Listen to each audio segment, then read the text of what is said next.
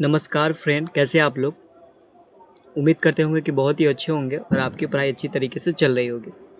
तो हम लोग इस वीडियो में क्या करेंगे, ये जो समकोण त्रिभुज हमारे पास दिया हुआ है इसका हम लोग एक कोण का मान निकालना सीखेंगे। ठीक है, जैसे हमारे पास दिया हुआ है 12, 11 इस प्रकार से दिया हुआ है और हम क्या करते हैं, इसको बनाते हैं और फिर आपको समझाते हैं। ठीक है, तो इसके लिए आपको कुछ चीज़ों को समझना होगा। तो ठीक है, चलिए समझाते हैं इसको। देखिए, जैसे आप समझिए, जैसे मान लीजिए कि हमारे पास ये क्या है, कोई समकोण त्रिभुज है। ठीक है, ये हमारे पास समकोण त्रिभुज इस प्रकार से बनता है। आप लोग ध्यान रखिएगा, एक कोण जो क्या होता है 90 डिग्री का होता है। ठीक है, जैसे यहाँ पर ए, यहाँ पर बी, यहाँ पर सी।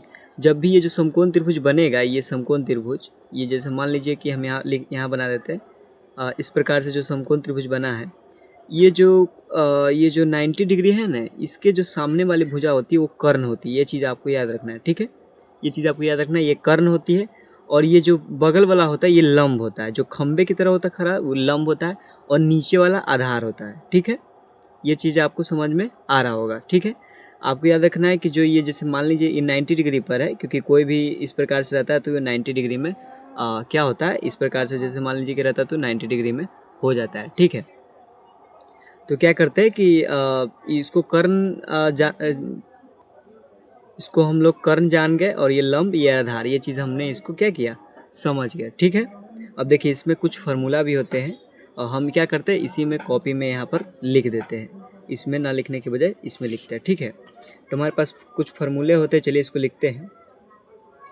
और जैसे पहले हम लिख देते हैं हल। ठीक है, जैसे हल लिखते हैं और फिर हम बनाते हैं। तो पहले फार्मूला लिखते हैं, जैसे कर्ण बराबर हमारे पास हो जाता है, कर्ण स्क्वायर बराबर हो जाता है लंब स्क्वायर प्लस आधार स्क्वायर होता है। ठीक है, लंब स्क्वायर प्लस आधार स्क्वायर हो जाता है। उसी प्रकार से जब ये लंब यहाँ पर आ जाएगा यानी लंब स्क्वायर, तो जो कर्ण होता है ना, ये कर्ण, इसमें से इसको जो लंब यहाँ पर आ गया तो आधार को माइनस कर देते हैं।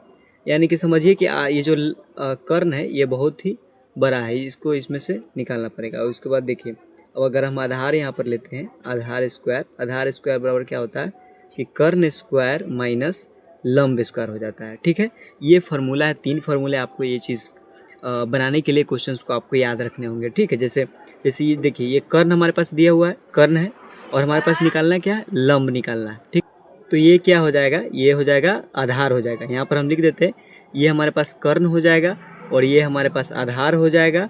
ठीक है, और ये हमारे पास लंब हो जाएगा। ठीक है, ये चीज़ आपको समझ में आ गया होगा। अब हम क्या करते हैं, इसको बनाते हैं। तो हमारे पास क्या दिया हुआ है, कर्ण दिया हुआ है, तो कर्ण को हमको निकालना है। तो हमारे पास कर्ण वाला फार्मूला जानते हैं ना, यहाँ पर कर्ण है, यानी कि कर्ण वाला हमारा फार्मूला जानते हैं, क्या होता है, कर्ण स्क्वायर बराबर होता है लंब स्क्वायर प्लस में क्या होता है, आधार स्क्वायर होता है। ठीक है, ये चीज़ आप जानते होंगे।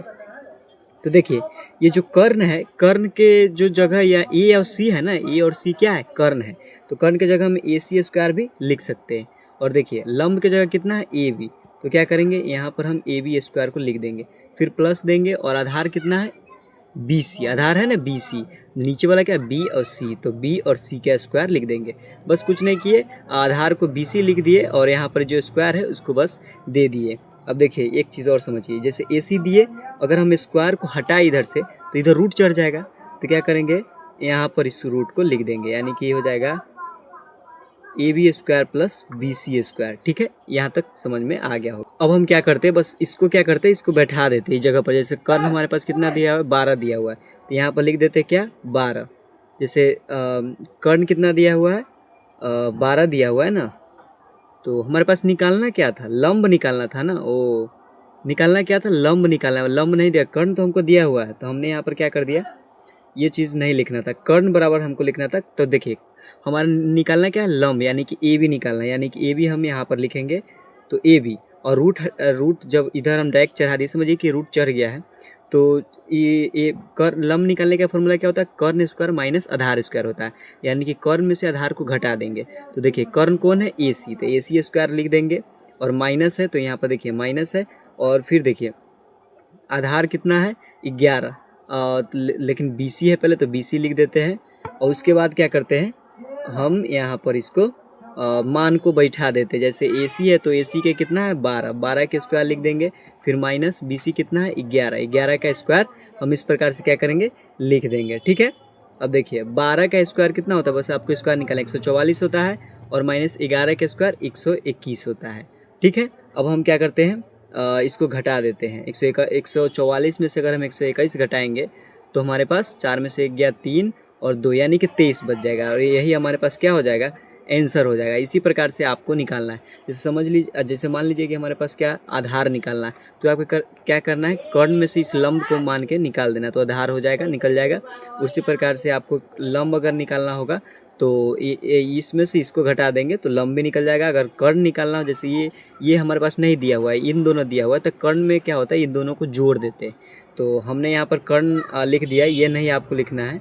यहाँ पर ये वाला फार्मूला होगा लंब स्क्वायर बराबर कर्ण स्क्वायर माइनस आधार स्क्वायर। तो ये चीज़ आपको समझ में आ गया होगा। तो मिलते हैं नेक्स्ट वीडियो में, तब तक के लिए धन्यवाद।